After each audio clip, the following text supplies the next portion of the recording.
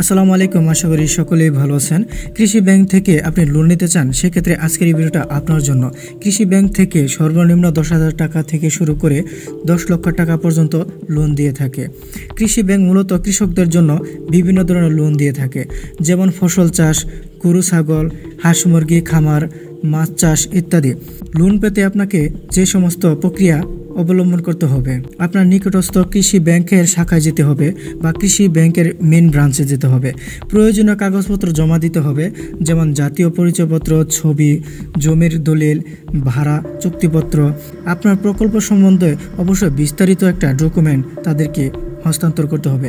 ব্যাংকের প্রতিনিধি আপনার তথ্য যাচাই বাছাই করার পরে আপনাকে 10 থেকে 15 দিনের মধ্যে আপনার লোনটি সফলভাবে আপনার হাতে পৌঁছে দেবে।